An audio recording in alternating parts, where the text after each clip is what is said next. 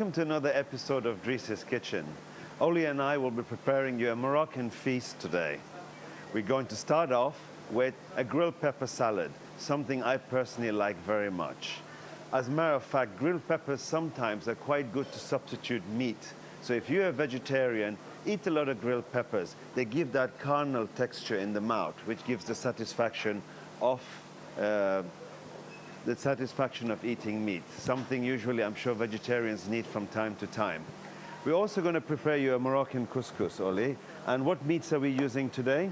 Chicken and lamb couscous. Okay, we'll be doing a chicken and lamb couscous.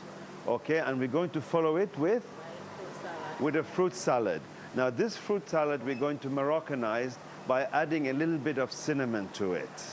So please enjoy this, get your ingredients ready, and let's go.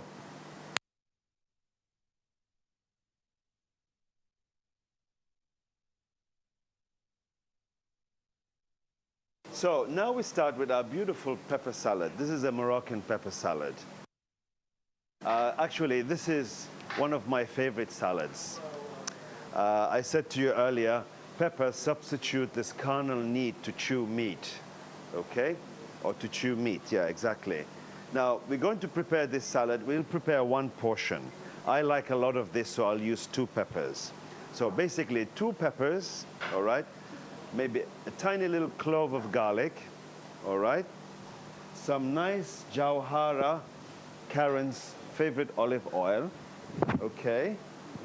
A little bit of coriander, which we'll bring out of the kitchen in just a little bit, okay? And of course, some of my favorite salt, okay? And some of my favorite Almanti pepper.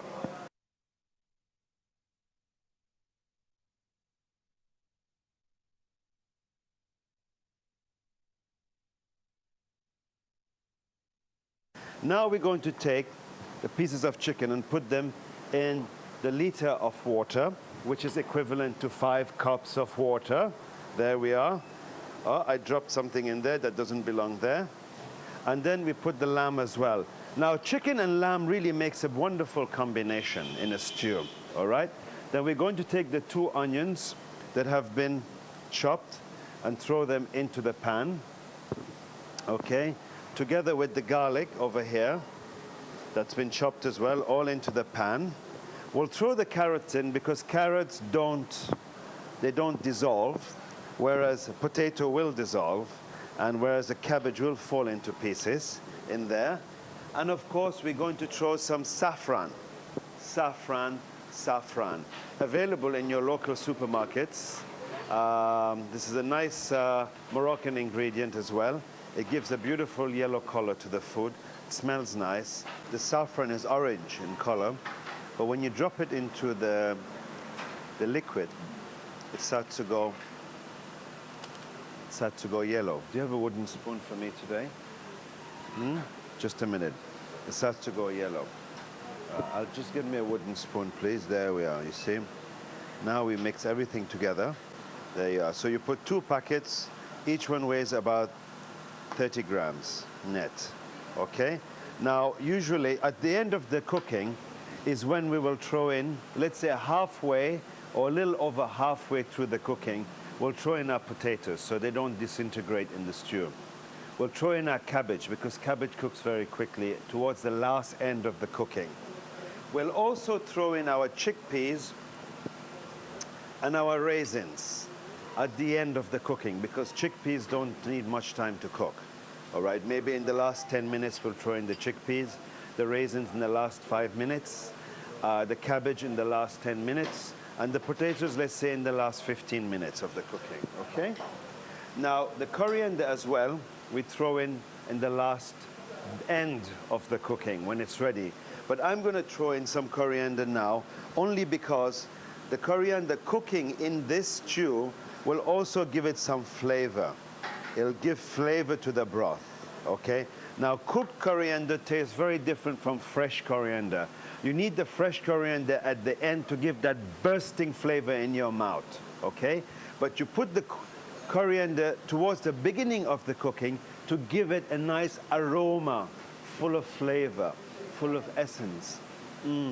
Give it a try, you'll like it. Okay? So let's go for it. Okay? And now a little bit of olive oil as well goes in there. We'll put, let's say, about 1 tablespoon of olive oil. There we are. This is enough. Now, this is going to take about 25 minutes to cook. So now this smells beautiful. We're going to cover it, and we're going to let it cook. A little bit of salt here. Yeah? You want to put some black pepper, Oli, or not? You want to put some? Okay, I would normally leave the black pepper out, but Oli wants to put a bit of black pepper, so we put a bit of black pepper. There we are. Okay, now we close the top, and we let it simmer for 15 minutes altogether. Yeah, about high heat. Can I have the cover for this, please? Yeah, quick, quick, quick. By the way, Oli has just brought it to my attention that these chickpeas are uncooked. So we throw the chickpeas in at the initial stage of the cooking. Sometimes you can get chickpeas that are pre-cooked already. Those are the ones that you throw in at the end bit of the cooking. Thank you very much. All right, now we're almost ready. This has been simmering for about 25 minutes. Okay, so what we're going to do now is the final step. Take about a tablespoon of butter, okay, and place it in a pan, all right? And then again, maybe about a tablespoon of oil, olive oil, tablespoon of olive oil in the pan, okay? All ready, okay, heat it up, let them melt together, okay? There we are, melting together, all beautifully, nice butter and nice olive oil in one. Yummy, yummy, yummy. Okay, then we're going to take here 1 cup of couscous. I'm afraid this is going to have to be done. I'm going to have to do. Okay, let's do it this way. Smart Oli. Okay, this is 1 full cup of couscous, which we're going to slightly fry in here.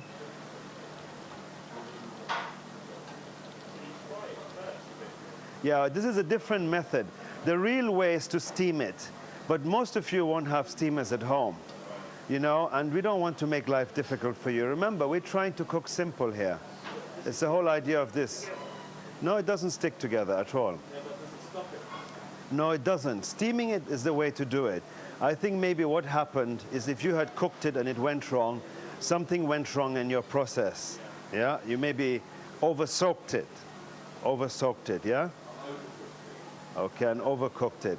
Oli, shall we make that's enough, yeah?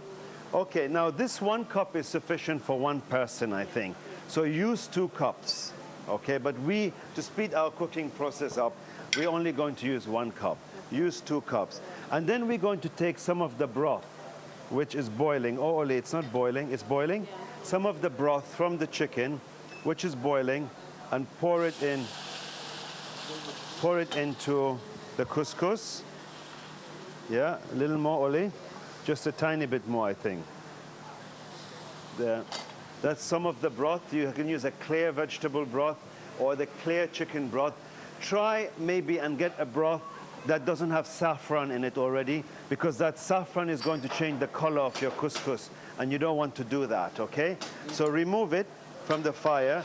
Let it sit for about 5 minutes, okay? And then put it back in the heat and quickly stir it around. Now you leave it for 5 minutes aside for the simple reason you're allowing it to absorb the broth. The couscous is absorbing the broth, okay? There we are. Okay, again, absorbing all that broth to explode in your mouth, for those grains of couscous semolina to go smack in your mouth, full of juice, all ready for your palate. Delicious, try it, okay? I think, Oli, we're about ready now, okay? So what we do, put it back into the fire. There we are. Look, now this did not stick, Mr. Segun. So I don't know where you learned to cook couscous from, but it certainly wasn't from a Moroccan, okay? Now, whether I've cooked this before or not, something in my ancestry tells me that I might need this food for survival, couscous, because this is what Moroccans eat every day, like rice over here. So I'm Gambian, all right, but in my ancestry, I've still got the couscous in my blood. Yep, and it's showing. Not so, Oli? Yes. There it is. It's showing. Okay, we're ready. So now we're going to teach you something. A cup, please. Let's finish with the Yeah, a sauce is ready. Yeah. Okay, now for the sauce, which is about ready now, I'm going to take a handful of raisins. Okay, there we are. And then we're going to throw in some cinnamon. Yeah, some nice fresh cinnamon. Maybe a teaspoonful of cinnamon. Okay. I think teaspoon, not too much, is too much. Yeah, about half a teaspoon of cinnamon, please. Half a teaspoon. And a little bit of sugar over here. But a sugar just maybe about... Sorry? She's what? Okay, maybe about two pinches of sugar, or to taste. All right? All right, there we are. Now all of this is mixing. Oh, this smells nice. This is good. Okay. All right. Oh, the potatoes have gone in already, and the cabbage. We cheated there. Yeah. Okay. Now throw in some fresh coriander. All right. This is for the bursting flavor of fresh coriander. You know by now, take a piece of coriander, put it in your mouth. Here, look. Bursting with flavor. This is the stuff. Coriander. The Orientals use it. The Mediterranean use it. The Arabs use it. Everybody uses coriander. It's the best herb in the world. Use it, please. The South Americans call it cilantro. That's what they call it, cilantro. And they use a lot of cilantro in their food. Yeah? Okay, there you are. The Americans use it now too. They call it cilantro as well. Okay, I'm not sure it's very common in Europe yet, but it's getting there. All right, and do we use coriander here in cooking, Oli? In what rice dish do we use it? No, a Gambian dish. No, okay, fine. We're not using it yet in the Gambia, but we're going to start to use it now. With me, we'll start to use fresh coriander, fresh cilantro. Shall I put some more in? Some more cilantro. Now here we have a wonderful plate of couscous. We've actually molded the couscous in a cup. So put your couscous in a cup. You might want to butter it a little bit, maybe not. But in a cup, press it down, turn it over, and you have a nice mold. And then we've surrounded it with the cabbage, the carrot, the potato, the chicken drumstick, the lamb chop, and there's some beautiful chickpeas, stewed onions, raisins, everything over here with this beautiful yellow, saffron-colored yellow just around it. Enjoy your meal, bon appetit. Allow each one of those flavors to burst in your mouth, one by one, separately. Enjoy yourself. So would you like to taste this and tell me what you think? This is a Moroccan couscous cooked with chicken, lamb, chickpeas, cabbage, carrots, potatoes, and saffron. Try it and see. Sounds nice.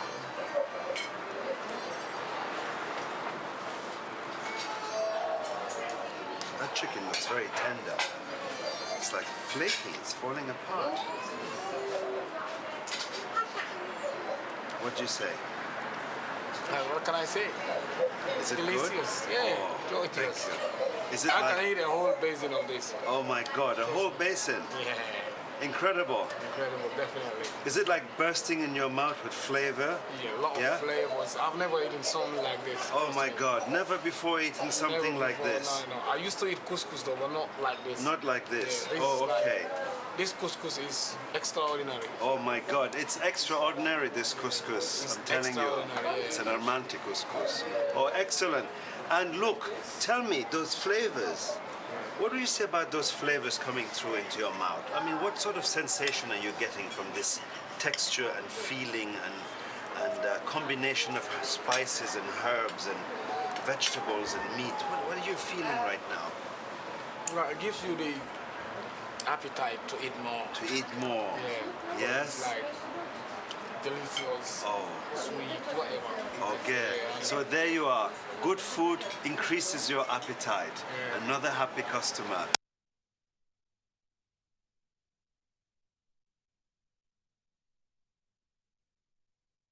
And now we have a fruit salad which we're going to prepare for you. But I'd like to make a statement to you before we carry on. I'm not sure if you've realized that with the little experience you've had cooking together with us, that I'm not one who really emphasizes or stipulate exact measurements and exact quantities. You know, this is all about trial and error. It's all about testing. This is what cooking is all about. And that's how you learn, okay?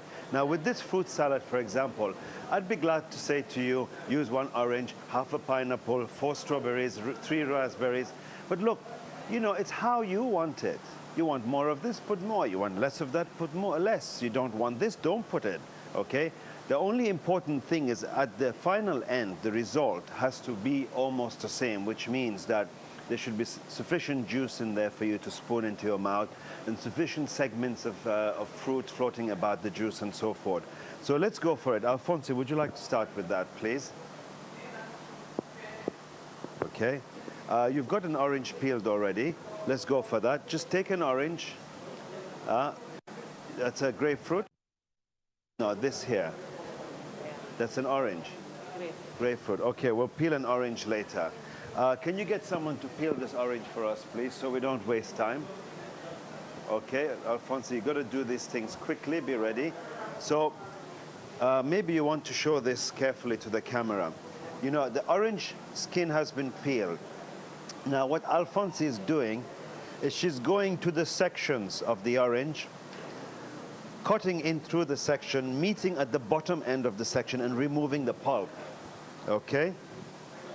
I mean, this way you have a nice segments of flesh without any sort of skin or nerves or anything like that. Nice segments of flesh, pulp, flesh, full of juice, bursting in the mouth with no nerves, no skin, nothing irritating to your chewing. Fruit, the way it should be. Natural. Okay, so we've put, well, she's put, look, you know, this is very interesting what she's done here. She's put only about 2, 4, 6, 7 segments of grapefruit. It's not a whole lot, okay? Okay, then we're gonna put the banana in now. Very economical, half a banana maybe. Half a banana, 3/4 of a banana.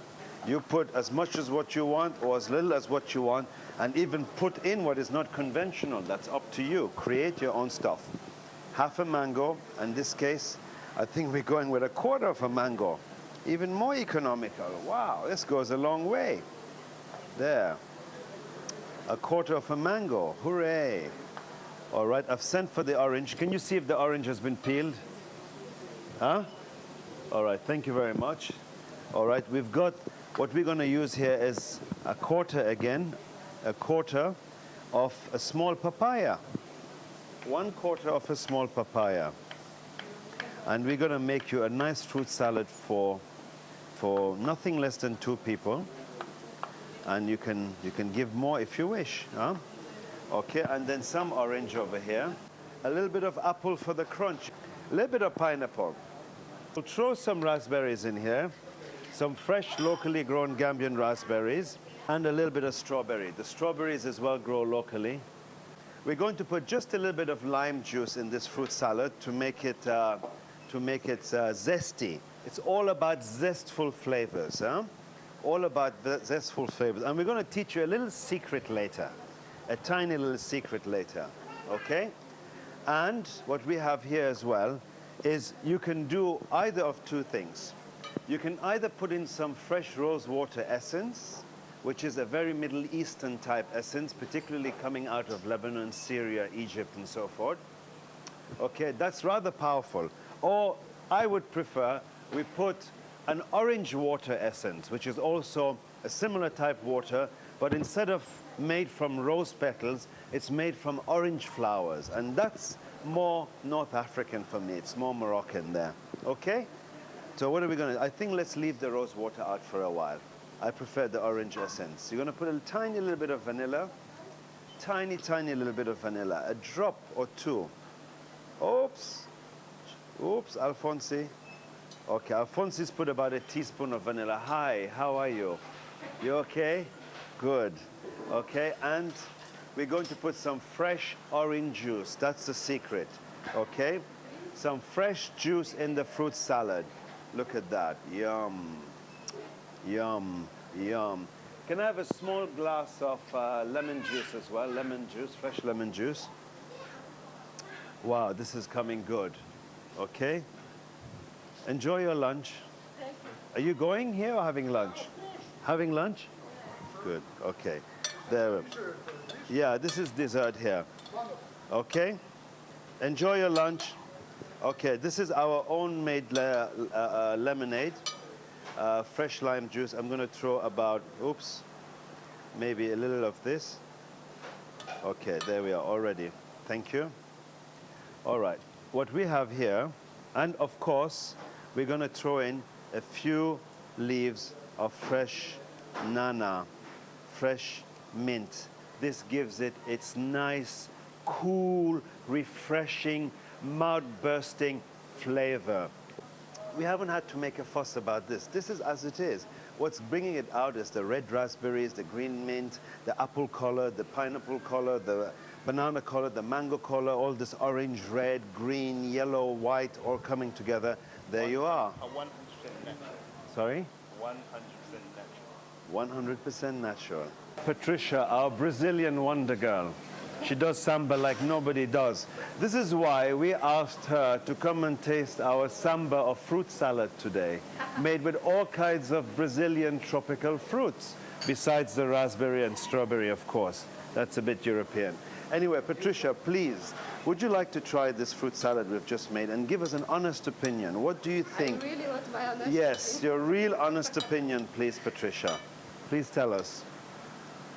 But you've got to, no, wait a minute. When you eat now, you've got to know how to eat as well. Meaning, you've got to really... Don't start like I'm very sorry, Patricia. No. Not with me. Okay, what I mean is, you've got to have a little bit of everything in there. So all the flavors combine in your mouth and give the sensation that you desire. Here we are. Please put that in your mouth.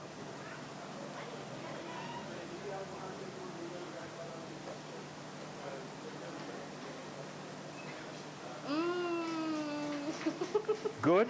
Very good. Are you serious? Thank you for watching this episode of Driss's Kitchen. We hope you enjoyed the 3 Moroccan recipes we gave you today. And until next time, keep on cooking and bon appetit. Bye.